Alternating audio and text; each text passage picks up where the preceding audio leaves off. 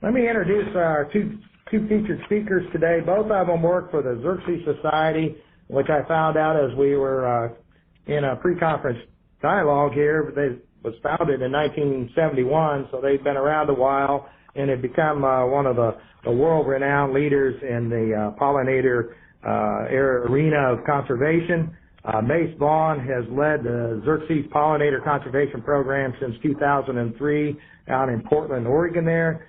He specializes in or supervises their research and outreach on habitat restoration for crop pollinators, native bees, and collaborates extensively with scientists researching the role and habitat needs of crop pollinating native bees, as long as serving as the main contact with the NRCS through the cooperative agreement. Eric Matter has works to raise awareness of native pollinator conservation techniques among growers and government agency. Previously, he worked as a commercial beekeeper and crop consultant for native seed industry. And Eric recently co-authored a publication I hope all of you can get a copy of. If you don't, you should have one there in your field office, entitled Managing Alternative Pollinators, a Handbook for Beekeepers, Growers, and Conservationists, which is an excellent publication. So, with that introduction being done, I'm going to turn it over to Mace, which I click on Mace's name. All right. Well, welcome, everybody. Thanks for coming. I really appreciate you all taking out your time today to join us. Thanks, David, too, for that really nice welcome and the background on kind of who we are. Before I get started, I want to play around a little bit and find out a little bit more about all of you. There are about more than 200 people signed on, and I want to get just a little bit better sense of our audience. So I'm going to do something different here. I'm going to put up a poll that should come up on your screen. And what I'd like for y'all to do, I've got 3 questions I'm going to go through with y'all. I'm wondering, first of all, if you have participated in a previous national webinar on pollinator conservation, specifically. So have you participated in a national webinar, because we've done several of these, on pollinator conservation sometime in the last few years? And I'll give this a minute, see how many answers we can get hooked in there. This is the first time. So if you click on, you should all have a poll up there. Yeah, you might want to redo that, Mace, because it popped up and then it went away, so you might want to redo that. Oh, really? All right, I'm going to do it again here, everybody. Yeah. Hold on. All right, back up again. So the question is, have you in the last year or two, or actually going way back, participated in a national webinar on pollinator conservation through the NRCS?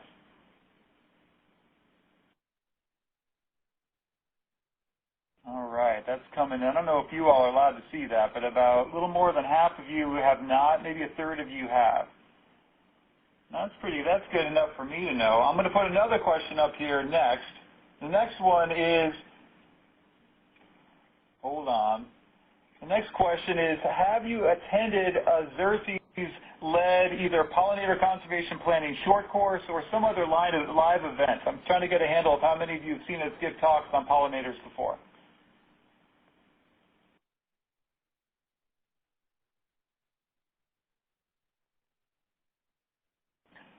All right, those are coming in. Excellent. So it's about the same. And then finally, actually, let's see. Yeah, we got most people in there. Thank you for that. Looks like 35% have actually attended one of our short courses or one of our trainings before. And the last question I've got for all of you is, have you or are you working on some sort of pollinator or beneficial insect habitat projects? So are you either helping somebody else out? Is this maybe something you're working on your farm or, heck, even in your backyard? How many of you have worked on or actually developing or planting some sort of a habitat project? Mace, you might want to show that yes or no again. It seems to only stay up for a second. That's weird. All right, I'm going to do that again for everybody. There.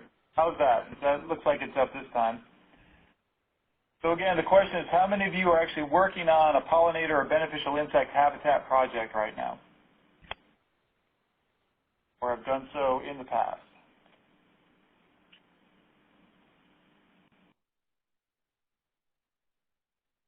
All right, it looks like, interesting, almost 70, about 70% of y'all are actually working on or have done some sort of habitat projects in the past, which is really, really good for us, useful for us to know.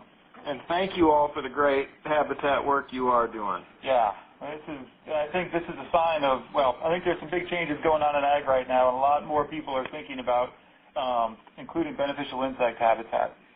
Well, that's all. I'm going to close that now. Those are the only questions that I'm going to put out there for you all, and it's just good to have that background. Let's see here. Let me just go on. So first of all, before we start digging in, I want to thank a few people. I want to thank David Lamb and Holly for their help getting this set up out of the East National Tech Support Center. David mentioned Sarah Brown, who works for Oregon Tilts and is in a joint position here at the West Tech Center, similar to my own. She's been an organic specialist helping the NRCS with their organic initiative and other outreach. And she and I talked about this, giving this presentation almost 6 months ago. And then I also want to just thank the NRCS West National Technology Support Center, as well as NRCS Conservation Innovation Grant that we were awarded back in 2009. That's really helped us sort of build the material and the information that we're going to be talking about today. So I'm not going to spend too much time on this. As David mentioned, Eric and I work for an organization called the Xerces Society. We've been around as an organization for over 40 years doing invertebrate conservation work, really doing pollinator conservation work all the way back to the early 70s, working on endangered butterflies back then, and now we do work with the aquatic invertebrates and pollinator conservation and dragonflies, and just there's a lot we've got going on that we don't have time to go into today, but if you visit our website, you can learn more about what we do as an organization. I want to just provide a little bit of background on what we bring to the table and why we're here today.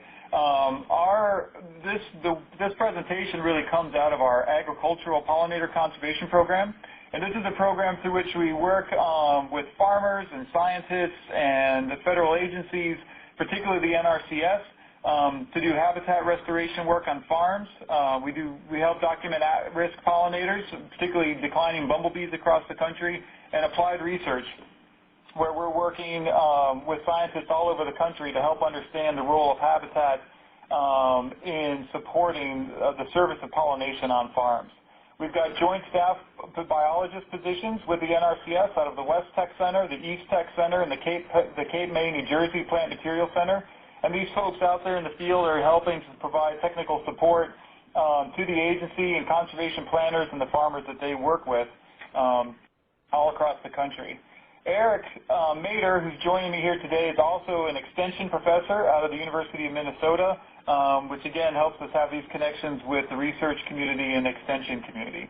And finally, just to give you a sense of our background, David mentioned some of them, but we really come to this with backgrounds in farming, habitat restoration, entomology, plant ecology, wildlife conservation, beekeeping, and native seed production. So we bring a lot of different experiences and expertise to the table to really help folks put habitat on the ground. So today, what we're going to talk about, we're really going to cover two major areas. So we've divided this talk up into two parts. Part one, I'm going to take on. You get to listen to me for the first 20 minutes or so, half an hour. And then Eric Mader is going to come on for part two.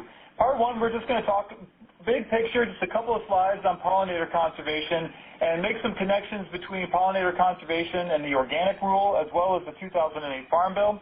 And then go through this pollinator habitat assessment guide that we developed and sort of walk through this tool and just sort of share it with you as an educational and planning tool that you all can use either on your farms or with the landowners that you work with. In part two, we're going to talk about our new pollinator habitat restoration guidelines that are in development and sort of share our experiences over the last several years now on habitat creation and planning, and talk about habitat creation with an organic, kind of from an organic, giving you an organic, like a spin on this from the perspective of how does an organic farmer really work to get a site prepared and planted for pollinator or other beneficial insect habitat. We'll then share some case studies of some conservation innovation grant funded demonstration projects that we've got on the ground that are a mix of organic and conventional. So Eric will talk a little bit more about that. And then we'll wrap up by just sharing with you some additional resources and technical support that's out there and available. So I think without further ado, let's kind of get into the meat of this. So to begin with, I just want to make sure it's clear to everybody that there are, oops, I'm just looking, it's interesting, I'm just checking out the icons here, what they're meaning. One of the interesting things that has come up over the last 6 years now is that the organic rule, as defined by the USDA, actually encourages the conservation of biodiversity. And in the last 6 years, a diversity of groups such as the Wild Farm Alliance, the National Sustainable Ag Coalition, and others have been really sort of working with the National Organic Standards Board to really push this to actually have organic certifiers work with organic growers to demonstrate that they're meeting sort of the biodiversity component of the organic rule. So just to put it out there here on this slide, organic, as defined by the USDA, is a production system that is managed by integrating cultural, biological, and mechanical practices that actually foster the cycling of resources, that promote ecological balance, and conserve biodiversity. So this conservation of biodiversity is something where increasingly, as more folks are looking at ways to sort of expand or improve their organic farms, pollinator conservation and beneficial insect conservation really provides a nice hook for not just improving on-farm biodiversity, but for also, providing a service to the farm itself, whether that be pollination or even pest management.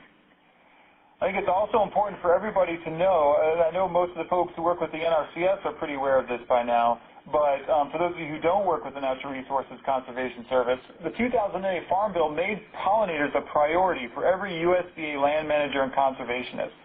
So the Farm Bill actually specifically identified pollinator habitat as a priority for the EQIP program, the Environmental Quality Incentives Program, and encouraged the inclusion of pollinators in all of the USDA conservation programs. As a result, the agency is able to provide technical and financial assistance to help landowners, private landowners all over the country, actually implement pollinator conservation practices. Whether that's habitat or even, help people have conversations about pesticide protection, all of that is, the agency is able to provide that sort of technical and financial support. And that's part of the reason why we've been partnering with the agencies to be able to help them do that. Now, one of the key drivers of pollinator diversity really has to do with non-crop habitat. So we know from studies all over the country, from New Jersey and Pennsylvania, from Michigan, from Alberta, Canada, from California, that the amount of natural habitat on and around a direct influence on pollinator abundance and diversity. So what we want to do is walk you through an assessment tool that will help you sort of think about what that habitat is, what it looks like, and how to protect it. So what we developed to help do that is this organic pollinator habitat assessment guide for organic farms. We've actually got 2 of these. I'll show a picture at the end of this section on our one for conventional farms. But we basically have 2 tools, one for organic farms and one for conventional farms, to help people actually assess on-farm and surrounding pollinator habitat. And we developed this as a tool for conservation planners and landowners to be able to sort of give them some guidance to kind of help understand or look at their farms to determine what kind of habitat they have available. Now, I want to just provide just an overview of what this tool is and what it isn't.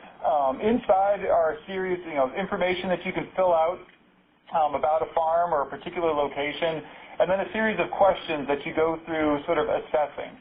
And it's really meant primarily to facilitate a planning process, sort of to help you prioritize projects, to help you identify major issues or opportunities on a farm for actually restoring or conserving pollinator habitat. And it does this by focusing in on kind of 4 broad categories or 4 broad areas. Nesting sites, foraging habitat, other landscape features in and around a farm, and then the on-farm management. And so once we get into this, I'm going to walk through sort of each of these categories and the types of questions that you're asked to address as we go through this. I want to make it clear, however, that this tool is very subjective. It does not allow us to compare one farm to another, and the answers that one puts down are going to vary depending upon the planner or the landowner. It's really meant to provide a subjective assessment, and we actually find it to be an incredibly useful tool for teaching. For us, it's a way for us to go out in the field and kind of highlight what are the major habitat needs of pollinators, particularly of sort of native bees that are living wild in the landscape around the farm, and kind of go through a checklist to see, okay, what are these pieces that we have to make sure we enhance or protect. It does allow you to compare and document sort of a pre- and post-conservation condition, which is part of one of our goals, but again, it doesn't let you compare one farm to another. And I think it's important to recognize that it asks you to score either land or landscape attributes that may or may not be relevant for a particular site. What I mean by that is, it's going to, as we go through this, you'll notice some of the questions address issues that a landowner can't do anything about. You know, for example, what does the habitat look like around the farm?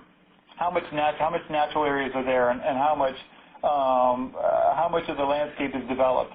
In most cases, a farmer or a landowner can't do anything with that, but it helps you as a planner, a conservation planner, or it helps you as a landowner just understand kind of the context, your landscape context, where you are.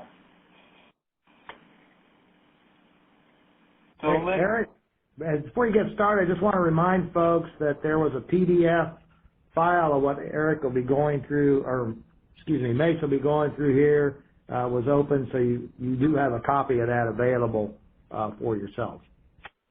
Yeah, and I'm not sure, David, how, like, if folks have got the screen up in front of them, if you go to the materials, I don't know if you all have a materials box that you can download. It seems like there should be a way for you to download that habitat assessment guide. I will, just to make it clear for everybody out there, even if you're having trouble downloading that guide, I'm going to go through it, and as you can see the screen, I've captured different pieces of it just to show you what's there.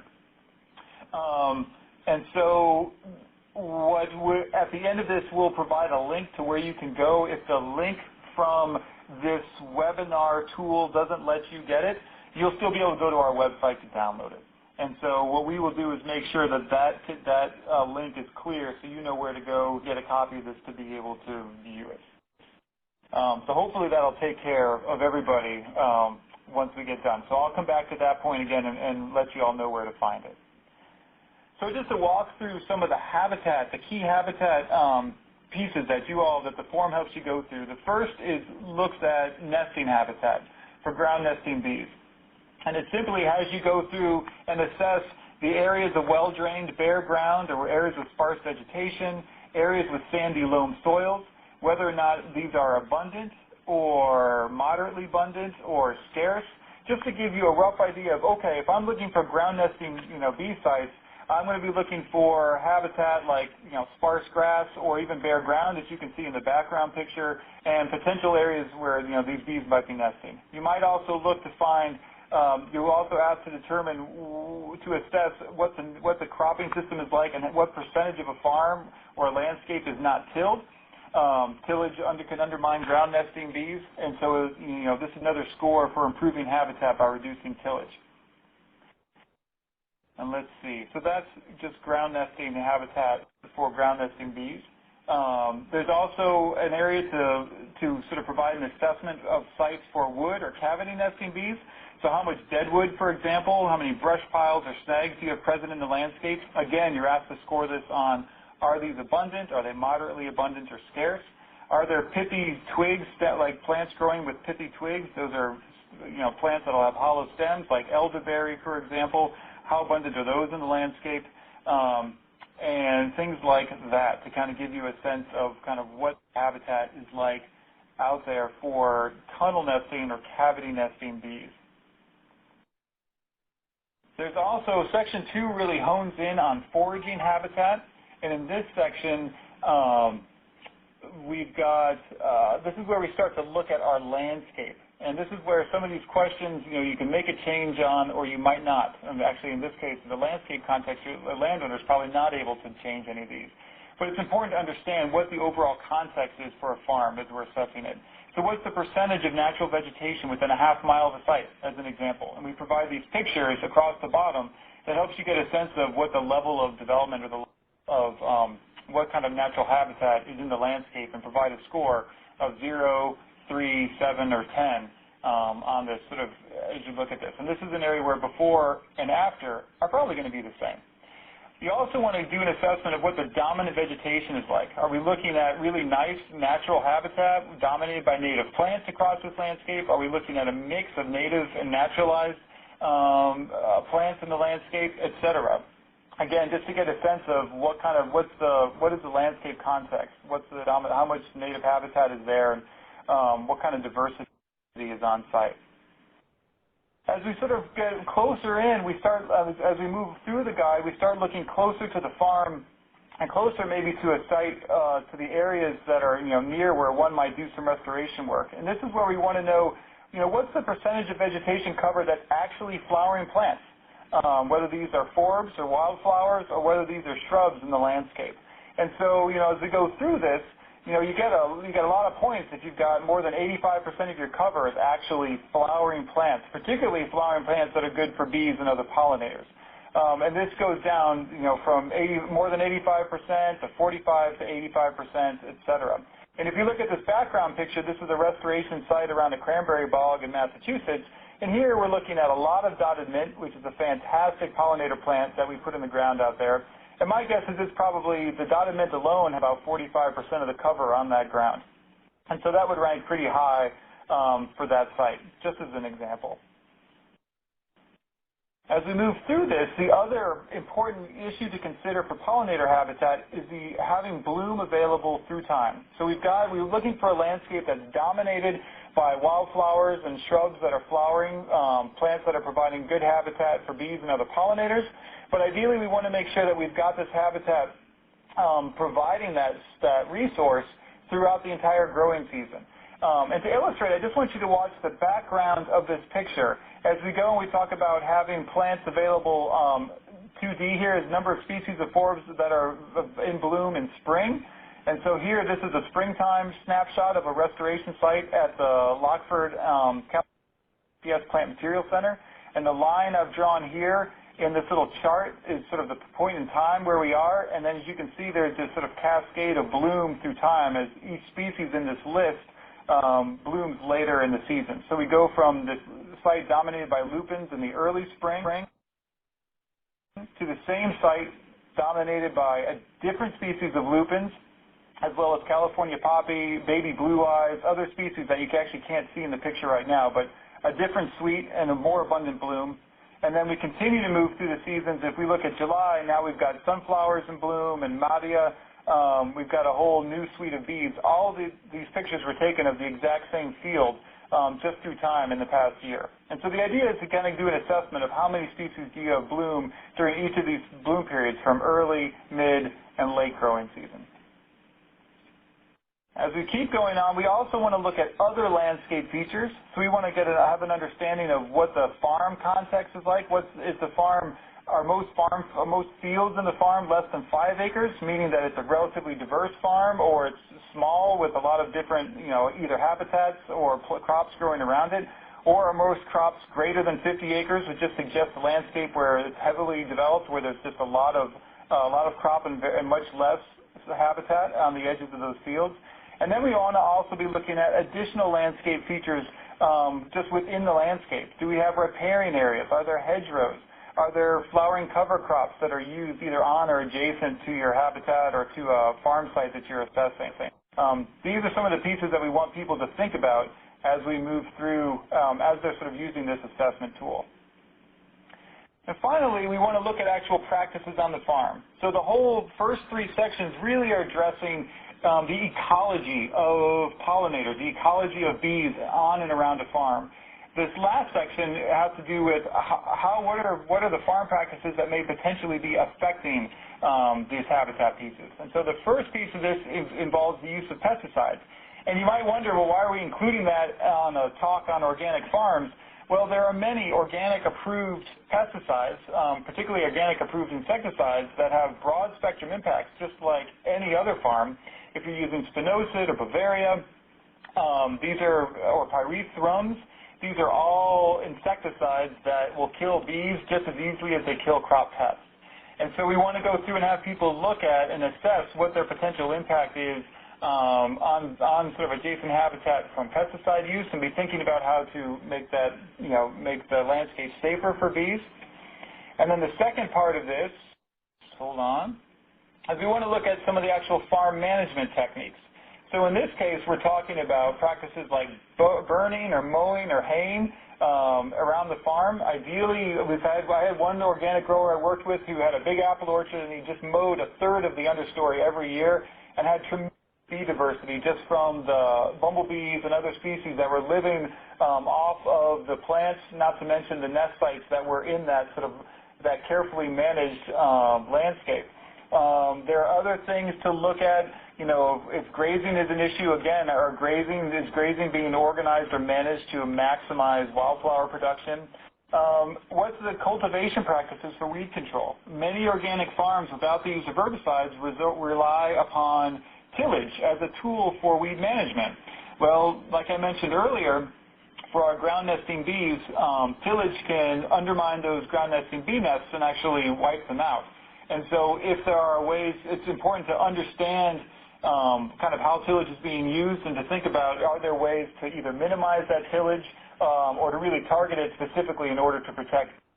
And these are the sorts of things that this guide kind of helps people think about and move through as they are planning or just considering all the different pieces that are there, that they can consider for doing or assessing habitat and making decisions about creating or managing habitat.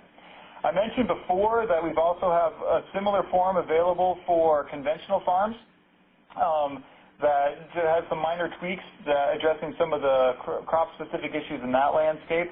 And all of this is available. Both of these are available. If you can't get them from this webinar, they are available from our Pollinator Conservation Resource Center, where you can click on your region of the country and go to our conservation guides, and in there you'll be able to find these tools. I also, in fact, I'm not sure, we'll send out as a follow-up to this, we can send out information on our organic pollinator conservation pages on our website, where this form is also available and easy to download. Let's see, with that, that's just in a real big picture kind of what we've got for pollinator habitat assessment as a tool to help you all either look at your farm or work with the landowner. Now, I'm going to pass this over to Eric, because we've really got two very different things that we're talking about today. And the second part of this is, what are our current thoughts on restoring pollinator habitat, and how do we address the challenges of organic farms, which are, where there are fewer tools available for site preparation and management. Now, I'm going to pass it over. David, are there any questions that are burning up? Mace, let me ask a couple questions here that came up. One is, how, you keep mentioning no-till and less disturbance. How does the amount of residue, some of these cover crop mixes we're advocating are pretty thick. How does that affect the ground nesting populations? And maybe Eric's going to get into that. No, I don't think he will. So let me take that on. I think it definitely has an impact, to be sure, in that as you get denser and denser ground cover, it is more difficult for many of our ground nesting bees to move into the ground to find habitat that's suitable for them. They ideally really like sandy loam soils, so soils that are well drained, that have some organic content, but not a ton of organic content. And so I think you often find them in areas where you've got some of the vegetation kind of pulled away. That being said, I think, and I don't know of any studies looking at this in terms of what happens with cover cropping and bees, we do know that many bees will nest right in ag fields. And so I feel like if there is the tillage is a much bigger issue than cover cropping. If anything, I think having a continuous cover and using no-till systems will, over time, overall improve the ground nesting bee habitat that's available. It may not be the most perfect, but it's certainly better than tillage systems, and provides more and additional habitat. It also provides so many other benefits that I think it's really important for us to be using these no-till and cover cropping things. Okay, one more question. As related to, you made a comment about pesticides and even those that are certified or available on the organic approved substance list, would that be true for any kind of fertilizers, sodium nitrate or something like that? Would there be an issue in how, as impacting pollinators on your farm? That's a great question, and no, I don't think so. Certainly with any of these products, if they get sprayed directly on a bee, sure, yeah, that might be problematic. But, putting these fertilizers on the ground, putting organic approved herbicides on the ground, they're not going to have any significant impact on the bee population. It isn't something I would worry about with all the different things that are out there to concern yourself with. Okay, and then one last comment is that the National Organic Program folks out of D.C. has told their inspectors or their certifying agents that there's going to be a new emphasis on evaluating biodiversity, as Eric or Mace pointed out in the definition of organic farming. So I could see a tool like this being something that they really don't have a base to do that. They don't have a benchmark. They don't have any tool in which to evaluate that. And I could see this folks maybe coming and looking at a tool, something like that, as a measurement tool for biodiversity in some fashion there. So, but okay, that's all we have for now. So we can let Eric proceed. All right, I think that sounds good. I'm going to turn the microphone over. Great. Thank you, Mace, and thank you, David. So we're really switching gears here, and we're going to start talking about the restoration process itself and how that can function within the context of an organic system. So as Mace mentioned, the current Farm Bill offers all of these technical and financial supports for landowners to go out and create pollinator habitat. But one of the things that I don't think any of us who work on this particular subject anticipated was that probably the largest farm demographic that has enlisted in the pollinator conservation efforts has been the organic community, which makes sense. You've got an existing grower base that's interested in sort of the ecological side of farming. Unfortunately, to be quite honest, the restoration ecology community has never interfaced with organic practitioners. So if you look at the tradition of prairie restoration in this country or a lot of native plant restoration, it's very much dependent on the use of conventional herbicides for site preparation and the removal of existing invasive weeds or existing competing vegetation. So what I'm about to launch into here is sort of the cutting edge of pollinator conservation in this country. We still have a lot to learn, but I hope that as I go through this, I'll cover some of the basics about what we know and where some of the big remaining questions still are. Before I do that, I think it makes sense for us to review collectively the broad process of restoring pollinator habitat. And for the most part, if you're working on a large area of a farm, you're going to be probably seeding that area in wildflowers. You can work with transplants. I'll talk a little bit about creating habitat with transplants, and certainly if you're trying to create shrubs or other woody plant components for pollinators, you're going to be working with transplants. But for really large areas and for most of what the NRCS has been providing support for, we're looking at what we in the business call conservation cover, wildflower meadows in essence.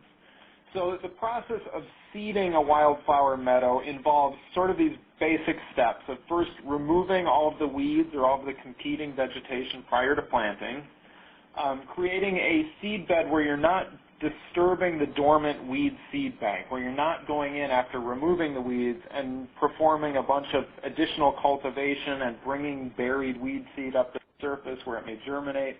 But we are trying to create a seed bed that we can get good seed soil contact with by our native wildflower seeds. I'll talk a little bit about planting technology. In essence, though, the technology that you may use for planting a corn crop is not going to be the same technology that you would use for creating a wildflower meadow. And then typically we're planting our wildflower seed during the dormant season. In most parts of the lower 48, this is sometime between Halloween and late winter, like into February. And then we're managing our weeds. We're having some strategy for dealing with those annual weeds in particular that will crop up immediately after restoring a site with wildflowers. So before I get into the organic approaches, let me just recap here sort of the existing conventional framework for doing conservation cover, for doing wildflower meadow plantings. And that conventional framework historically has been to put a piece of land in what we call chemical fallow, where you are applying a broad-spectrum herbicide like glyphosate repeatedly throughout the growing season to kill any weeds or any vegetation that grows on the site. You're basically sterilizing that piece of ground with glyphosate through repeat applications. Now, obviously, for most organic producers, this is problematic. That said, we do work with some organic producers where they're comfortable using Roundup in non-crop settings, and their certifiers are okay with them using it in non-crop areas of the farm. So for some organic producers, this may be a viable option. For other organic producers, what we are examining more closely are these alternative site preparation techniques. And the techniques that we are most interested in, and these are not all of the possible options out there, but the techniques that we are most interested in fall into these three categories of solarizing a site using plastic, using horticultural vinegar as a organic herbicide, and smother cropping an area with something like buckwheat to crowd out existing vegetation prior to planting. Now I'm going to go through each of these in just a little bit more detail here. The first of these site preparation methods that we are conducting field trials with right now is solarization. And solarization uses the heating effect of the plastic on the ground to kill off the existing vegetation and ideally to kill off the viability of the seed, the weed seed, at least in the upper inches of the soil profile. We are typically using UV-stabilized high-tunnel greenhouse plastic for these solarization projects. We are recommending that people bury the edges of the plastic, unlike what you're seeing here in the photo. And by burying the plastic, I mean literally turning shovelfuls of soil over the outside edges of the plastic to prevent any airflow from getting underneath there, reducing your greenhouse heating effect. And of course, if you get wind under there as well, it can tear the plastic off the ground. We're also usually mowing the treatment site very close to the ground before applying the plastic to get rid of any stubble that might inhibit the heating and might poke through the plastic and cause tears in the plastic. In really warm areas of the country, places like California, this is probably true in Texas and Florida, you also would want to think about irrigating the treatment site before putting the plastic down to try and stimulate some germination of those weed seeds so that they can immediately be killed by the heating effect of the plastic. I've started out here with solarization because solarization in our limited field trials right now across the country is turning out to be the single most effective treatment for preparing an area for wildflower planting. Some people have concerns about using plastic and what do you do with this big chunk of plastic afterwards? Are you creating additional waste? And those are fair and legitimate concerns. Our hope is that people are able to treat the plastic fairly well and to be able to reuse it to either create, ideally, more pollinator habitat on their farm or to use for bringing other areas into crop production or creating cold frames out of or what have you. It's also worth noting that you can get specialized greenhouse tape for this plastic as well. So solarization has been the most effective. I want to stress, however, that it's important to only use UV stabilized plastic, and this is why that high tunnel greenhouse plastic is nice. Here's an example of a piece of ground that we solarized in California with non-UV stabilized plastic, and the shredded section there that you can see, I think, was probably only exposed to the sun for a matter of weeks. So be careful. Beyond solarization, there are these other approaches out there that we're looking at. One is horticultural vinegar, and horticultural vinegar is this 20% acetic acid solution. It is not the vinegar that you buy at the grocery store, so don't waste your time and money dealing with that. This is relatively strong concentration of acid, strong enough that it can be hazardous to human applicators. It can cause mild skin burns. It can cause blindness. This is also a product that, I will be quite honest, is not labeled as a herbicide. That said, we have organic certifying agencies in various parts of the country that are approving this for their growers to use as an herbicide. So I'm making no recommendation that you use this. It has been something that we have tried.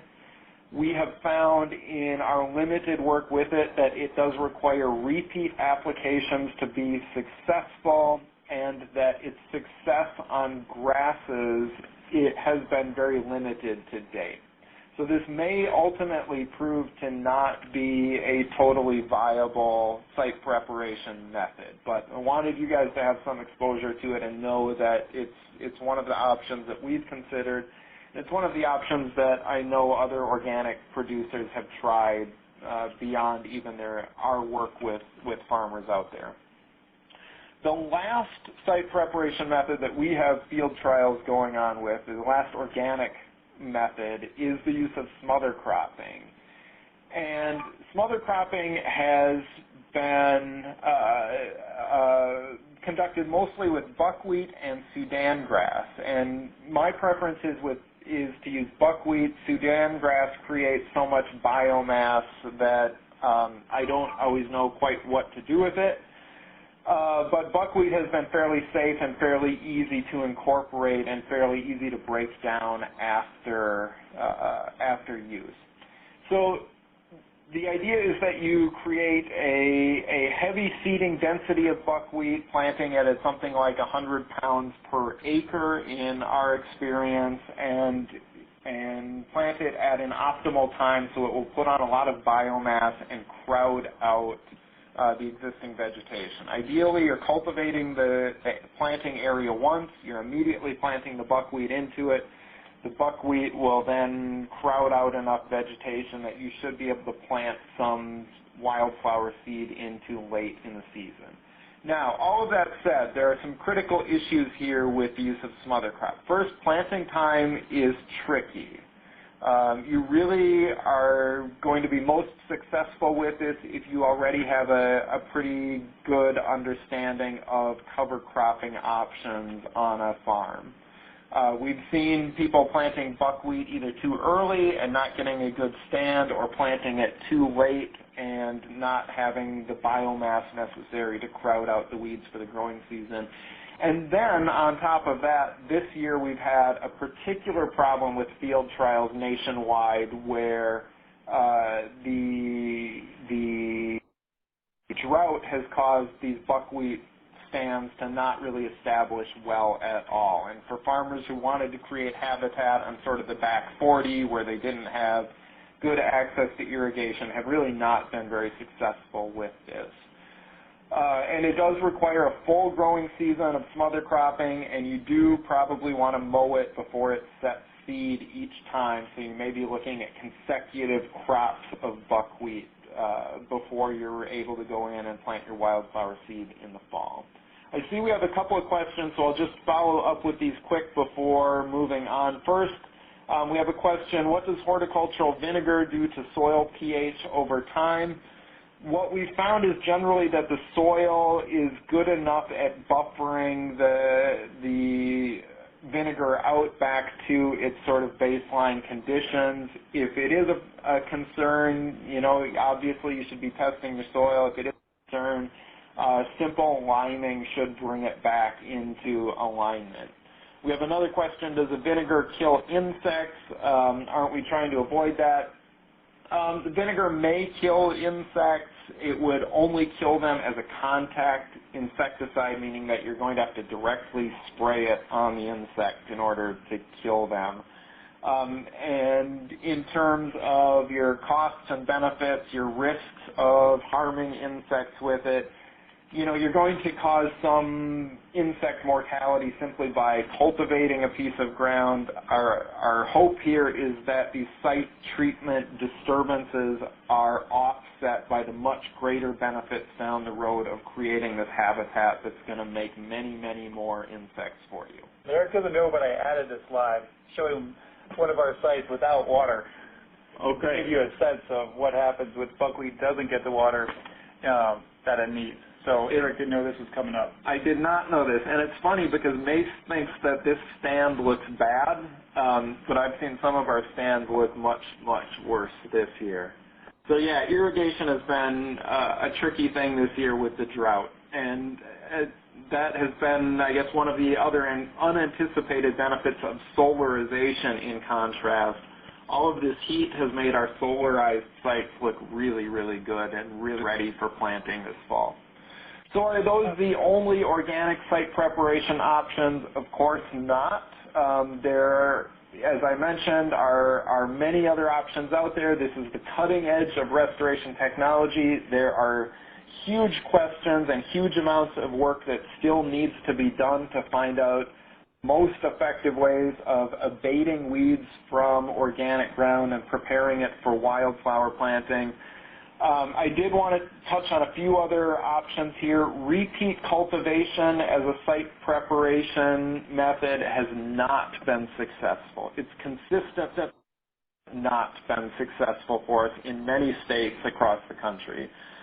You tend to bring up dormant weed seed with each cultivation, and you've got, you know, weed seed, you've got things like curly dock that will remain dormant in the ground for 60 years or more. So I would really hesitate to recommend anybody use cultivation as a site preparation method. Flame weeding is something else that has been proposed. If you're comfortable with flame weeding technology, if it's something you already use and you're not in an area where you're going to light up the surrounding landscape in wildfires, by all means, feel free to experiment with that. I think I would add to that, the same rules apply to something like flame weeding as they do to any sort of an herbicide treatment, where every time a site greens up through an entire growing season, it needs to be hit. So just to keep that in mind, it's not that you go out there and you flame weed once. I think that's an important point. Yep. And then there are these newer organic herbicides that we don't have a lot of experience with, like these citrus oil formulations, and I think the jury's still out. We'll be trying some of these on some of our tougher sites in years to come, I hope, and we'll be able to come back and report to you folks later on about what's been successful and what hasn't. Beyond a simple weed abatement, of course, you want to create a seed bed that's ready for planting. Again, avoiding cultivation if at all possible. Using solarization or smother cropping to crowd out those existing weeds. You can use flail mowing. You can use things like simple tine weeding or very, very light harrowing or raking to the stubble layer. But you really do want to avoid any cultivation. And you want, ideally, a planting site that has as little stubble as possible, much like what you're seeing here in the lower right-hand corner and not so much like what you're seeing in the upper right-hand corner. That upper right-hand corner site, you really can't successfully establish wildflower seed in that. You're not going to get good seed-to-soil contact. So then, once your site is prepared, again, you're ideally planting in the dormant season. We are typically bulking up wildflower seed mixes with some sort of inert carrier like sand or kitty litter, or we've got a colleague in California who uses polenta to just mix up and create more mass with that wildflower seed. And it helps keep seed of uneven sizes distributed in a mix. We've got a question here. If you have a very large area of land, more than 200 acres, for example, that you wanted to put into pollinator habitat, what would be your suggested method of site preparation if you can't till the site? Would it be solarization? For really large acreages of organic land, boy, I don't know if we've ever had a 200-acre or equivalent piece of organic ground. Can you think of any examples? No, not of that size. And this is really, again, this is why the restoration ecology has this tradition of using herbicides for things like tall grass prairie restoration.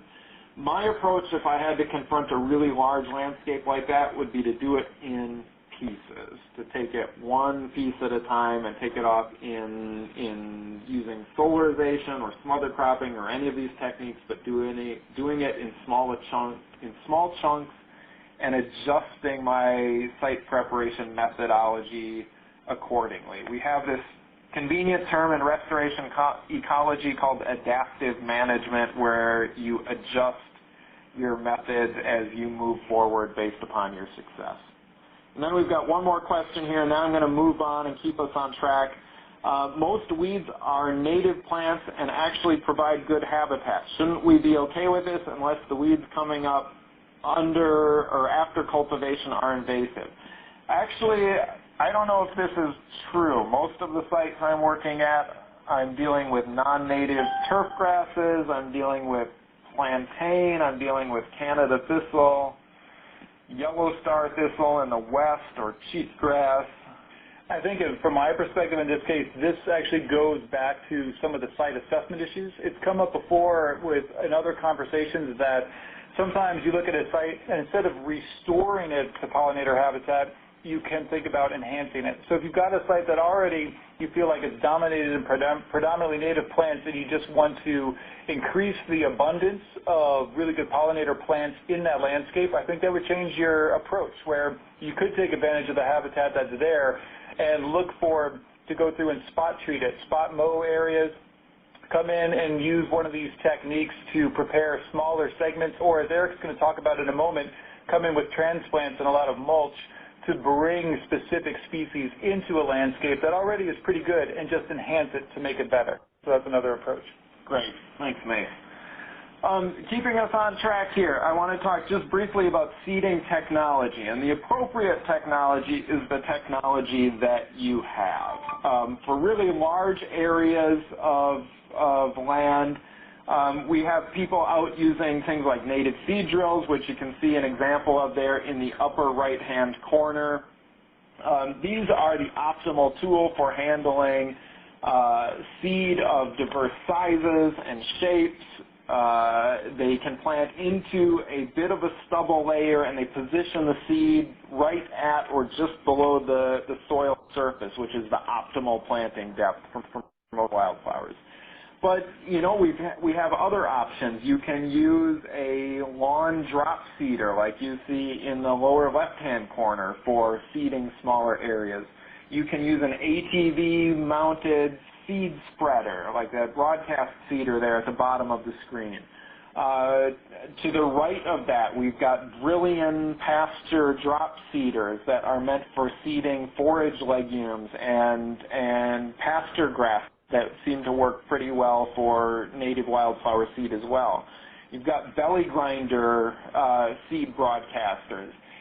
For myself, for most areas under 5 acres in size, I tend to hand seed an area. And this is, again, why bulking up your seed mix with something like kitty litter or sand or polenta can be useful, because you can actually see where the seed is landing on the ground and get some immediate feedback from it.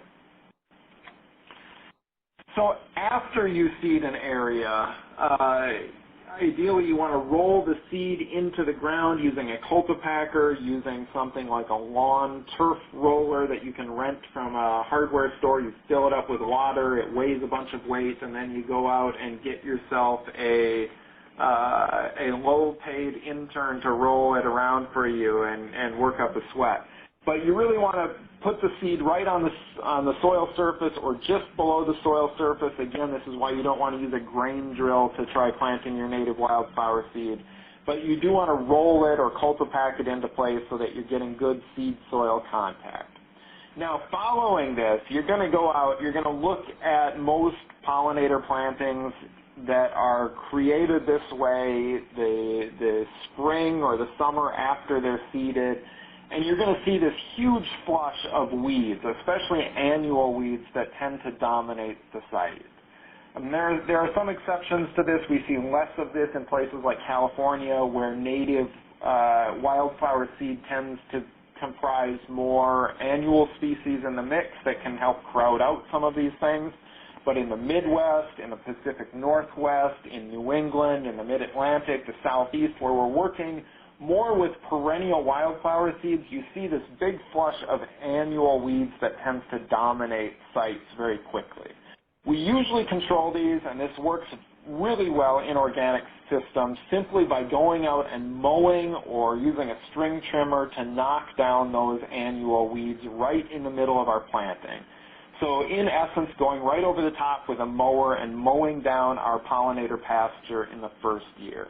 Most of your perennial wildflowers are not going to bloom in year one. A lot of them won't even bloom in year two. They're typically just forming a rosette that sticks close to the base of the ground. And by mowing over the top, you're really not hurting those native wildflowers, but you're preventing those annual weeds from producing seed, from continuing to remain present on your pollinator habitat. You can also get out and hand weed smaller sites. You can also use, if you are a conventional producer or working with a conventional producer, or if you are an organic certifier or an organic producer who's comfortable with it and it's away from cropland, you can use things like grass-selective herbicides to get rid of some of your annual weedy grasses that tend to move into these sites as well. We've got a couple of questions here that I'm going to tackle just quickly before I move into some other examples here.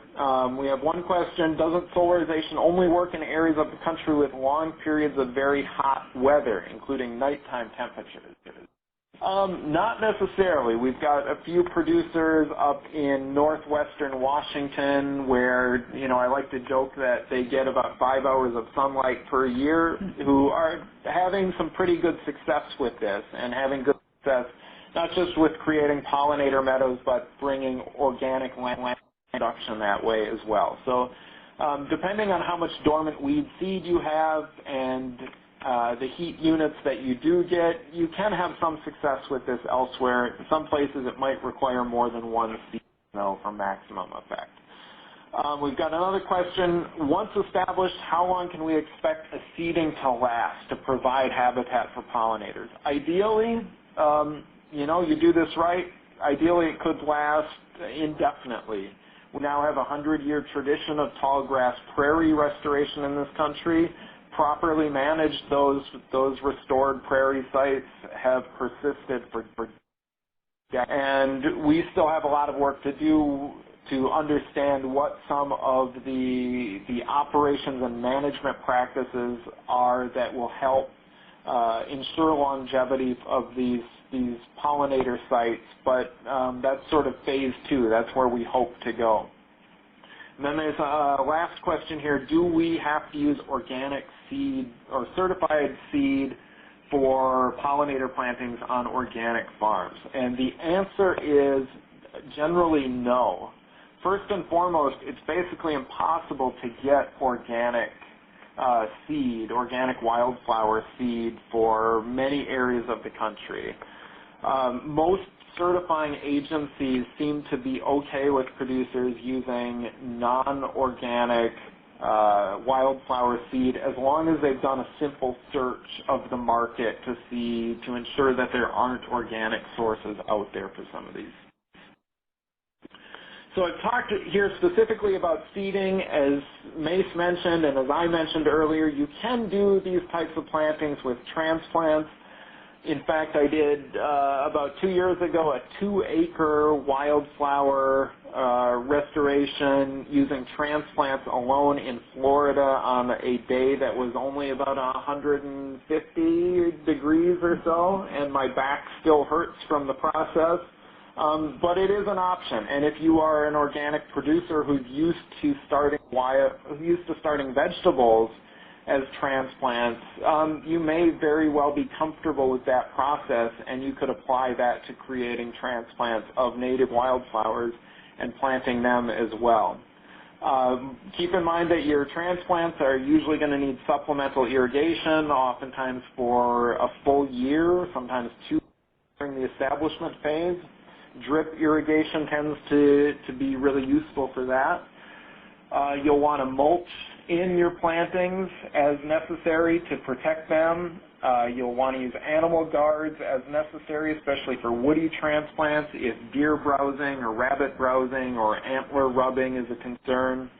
And you can use mechanical transplanters to get out there and create your pollinator habitat. If you've got a watermelon transplanter or a vegetable transplanter of some kind that you're comfortable with and you grow out a bunch of wildflower seeds, go for it. We'd be interested to see the results. So you follow these kind of basic steps of conducting good site preparation, removing all of your competing existing vegetation. You create a clean, smooth seed bed. You plant during the dormant season. And this is the type of effect you can achieve. This is a planting of ours down in California.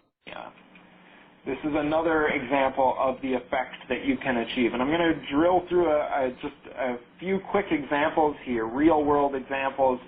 And some of these have used some organic practices, some of them have used some conventional practices, but that chain of events is the same in each one of these examples. The process is the same of removing your existing vegetation, creating a clean seed bed, not bringing up your dormant weed seed, and planting during the dormant season, and then getting out and doing any necessary weeding the first year, just get rid of any of those annual weeds that crop up and ensure that all of your natives are not being outcompeted for sunlight or water or nutrients.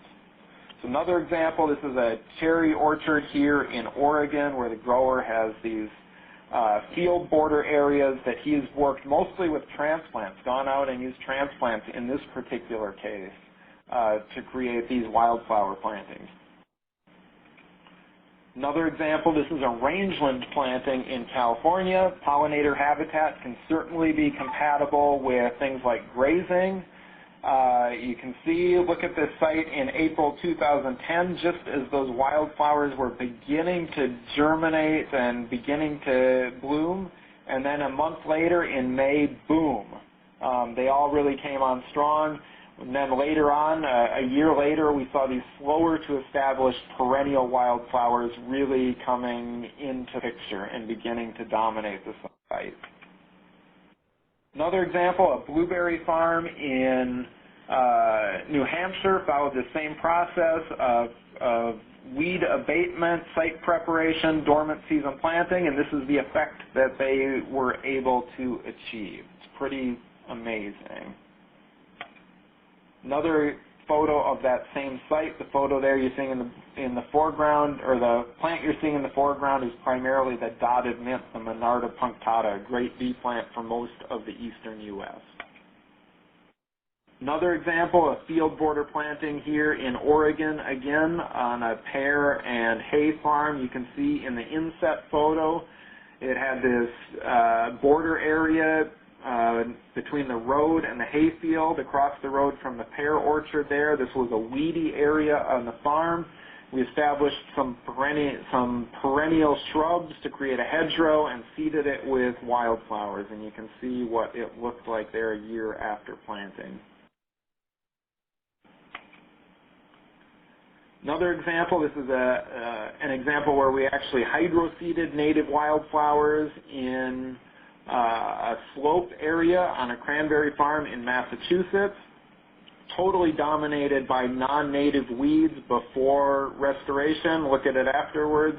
You've got the dotted mint here, you've got the blue vervain, there's also partridge pea and a number of other wildflowers in that site now. It's a beautiful site to this day, and the grower is amazed at the number of bumblebees he's seeing out there. And bumblebees are key pollinators for cranberry crops.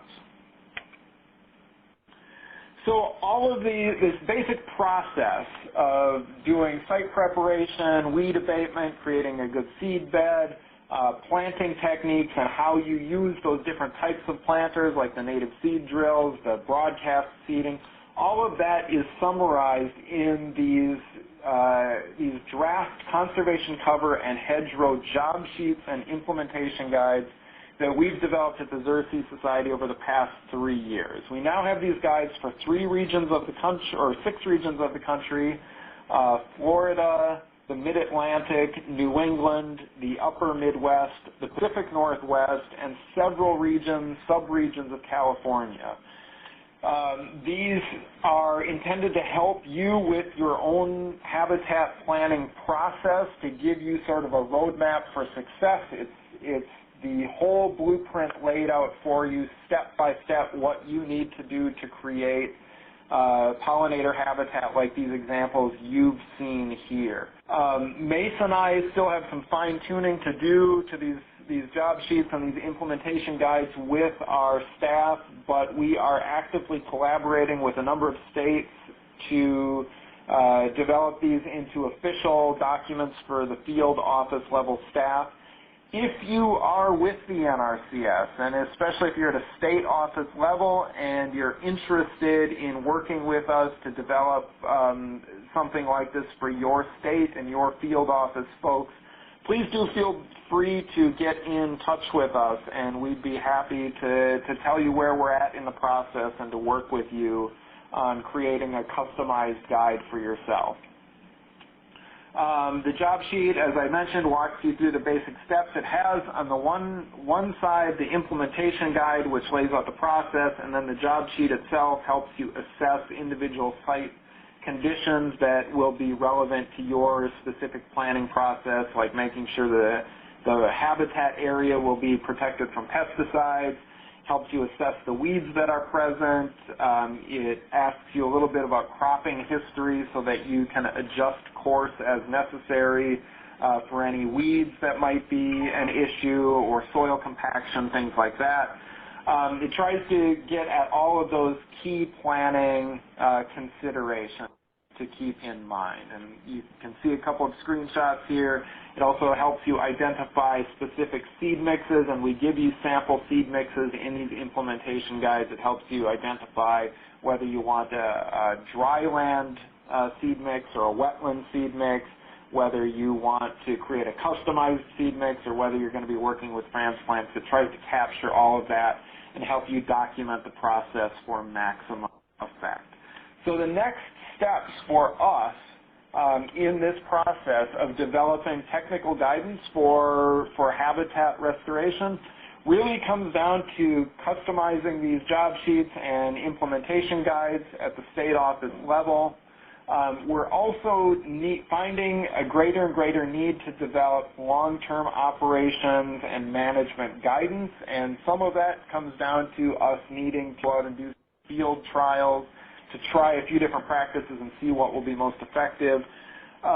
We also do need to conduct more of these field trials of organic site preparation and organic weed abatement techniques. We're working on that.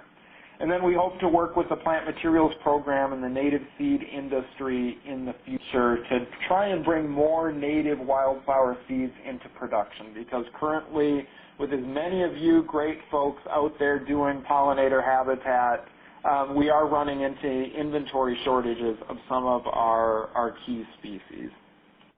So I'm going to turn it back over here to Mace to touch on some additional resources, but I did see we had, I think, 2 more questions that came in, so why don't we address these, and we'll turn it over to Mace here for the wrap-up.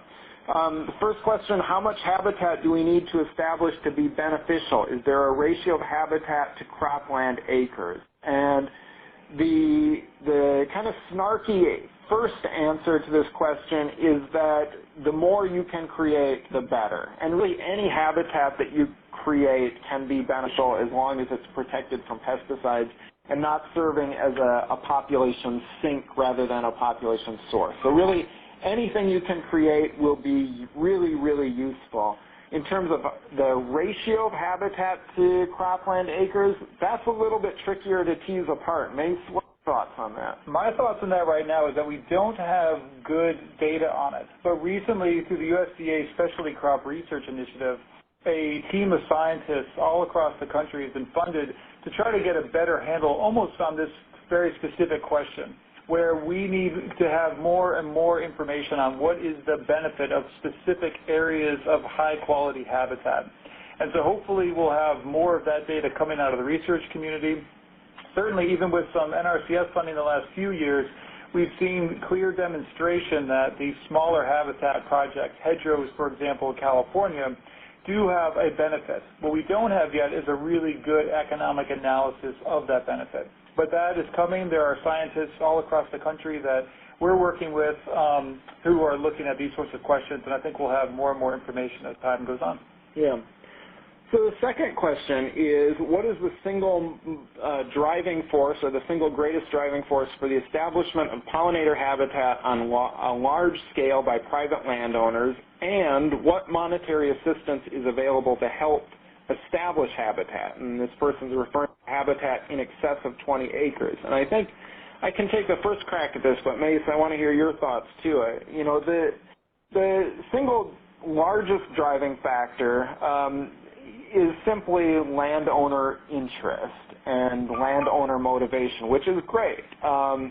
We've got a lot of folks out there that are really deeply engaged and committed to creating pollinator habitat, and they see the direct benefits of it to their farm and to their personal commitment to biodiversity. In terms of monetary assistance, and I will add to this, there's not only the monetary assistance side of this, there's also the technical assistance side of this, and Xerces can bring that to the table, but your NRCS field office is really the best first point of contact for accessing that technical guidance and the monetary resources. For large areas, like you're talking about, habitat in excess of 20 acres, we have now a pollinator enhancement practice through the Conservation Reserve Program, through CRP.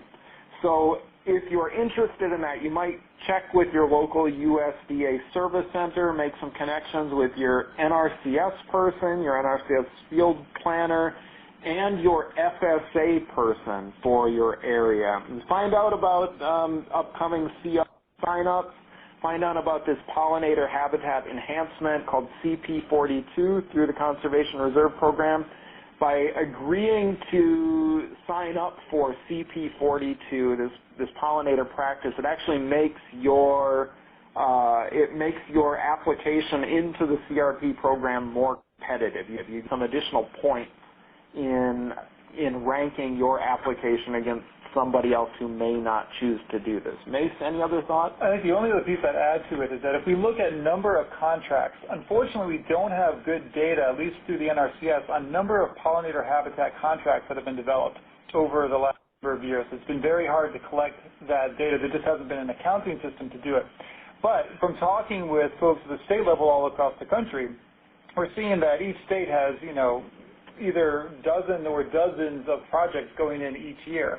Now, the CRP program does collect specific data on CP42, this pollinator enhancement, and because of sort of the competitive edge that it gives landowners when they're applying for CRP, 60,000 acres of pollinator habitat have been contracted in the last couple of years. And so these are all very large.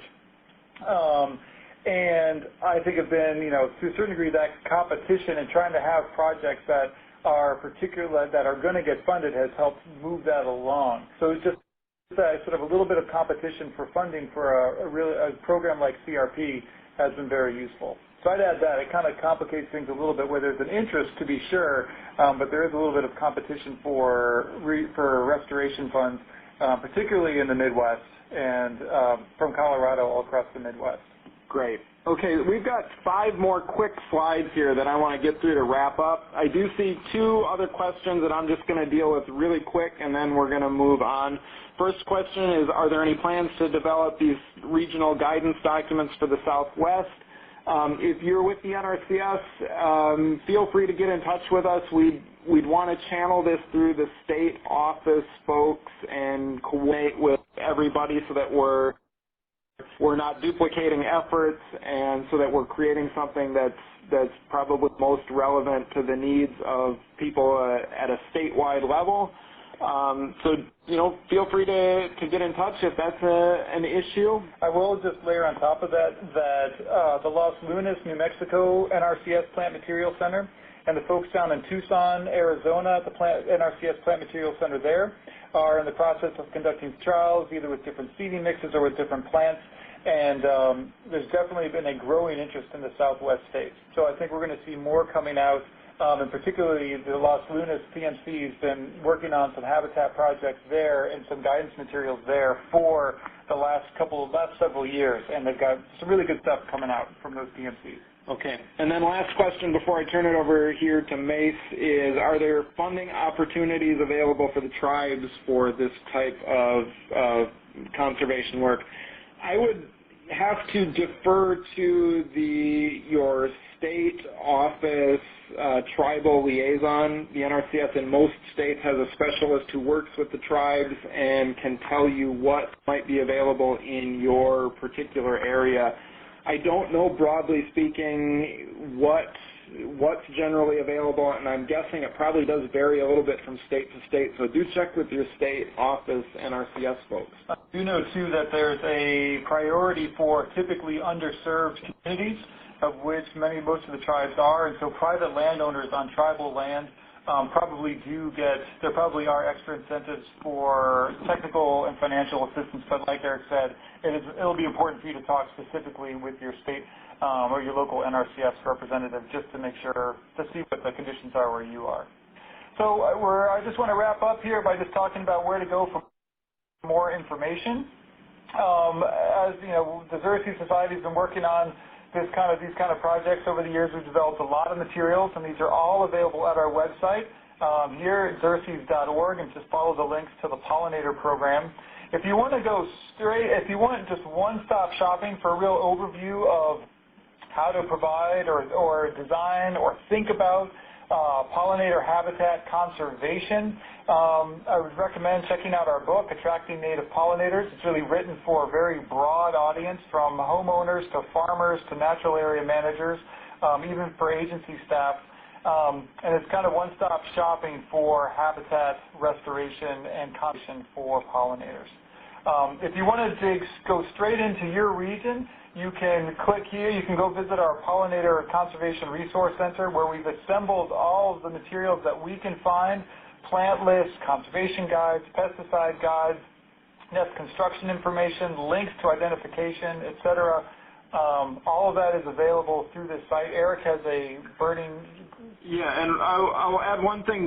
The Xerces Society does have several organic farming fact sheets related to pollinator conservation. We've got a guide to ranking organic approved pesticides for their bee toxicity that you can access by clicking on your region of the resource center. We've got another fact sheet on organic practices that talks about tillage and how you can coordinate organic farming practices to provide the least impact on your pollinator population. So check that out as well.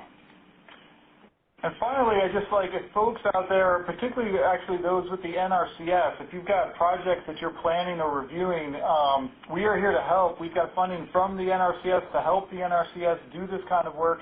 So private landowners out there, our capacity is limited, so it's important probably to go through your local NRCS office, or for those of you with the agency, please feel free to get in touch with either Eric or myself if you would like some assistance in doing project planning. I think that's important. And then before I wrap up with thanks, I do want to let folks know that it's a real challenge for us to take what is a very complex topic like habitat assessment and establishment and try to condense that into an hour, even an hour and a half. And one of the things we've been doing all across the country are pollinator conservation planning short courses, where instead of spending just a short time over the computer, we spend a full day trying to tackle these issues and more. And so I recommend visiting our website, go following the links to our events page, and just tracking where we are going to be delivering these short courses. You can also go to our website and get onto our mailing list, which will allow you to get announcements when short courses are going out, so that you know kind of where they're going to be. And so I recommend that you all do that if you've got an interest in learning more or having more time to interact to talk about these issues. So to wrap up, before we tackle any additional questions, I just want to thank Holly and David again for helping to organize this through the East Tech Center, as well as Sarah from the West Tech Center in Oregon Hill.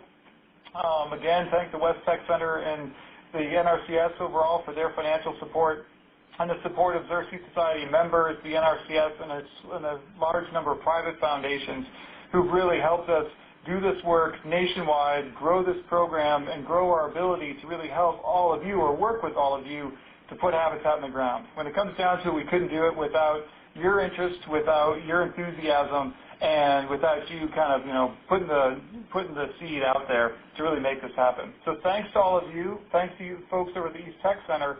And I realize we've gone a little bit over, but David, Eric and I are here until the last question is asked. So we're willing to take questions as long as folks are willing to stick around. Before we do that, though, I think, is there some sort of follow-up you need to do, David, about CEU credits? Yeah, and I think Emily's going to take that over in a second. I think we got a rifle going there.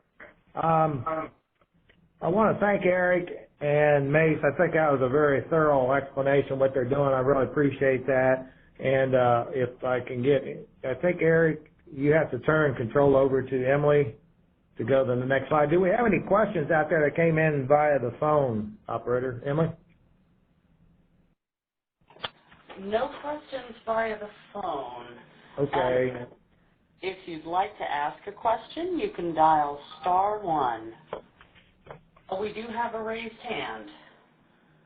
Okay, raised hand. So whoever is raising their hand, if they could type in their question up in the notes section, we'd be happy to answer that. But while we're waiting on that, Emily is going to make available again the CCA instruction sheet on how to complete that, and then along with the fillable form. And I was informed by my coworker here that I was erroneous in my instructions, that you do not have to sign it. You fill it out and email it back. Make sure you have your CCA number along with your name, and you should be okay with that. While we're waiting on another question or two, a couple things.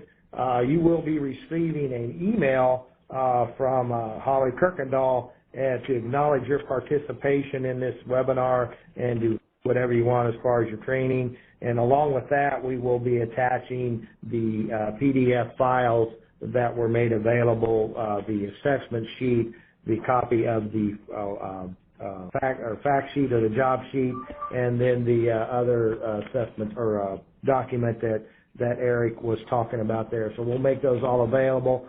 Plus, they are also available on the replay site that is at the Science Technology Training Library. So, looks like we have a question related about, can you use black plastic for solarization?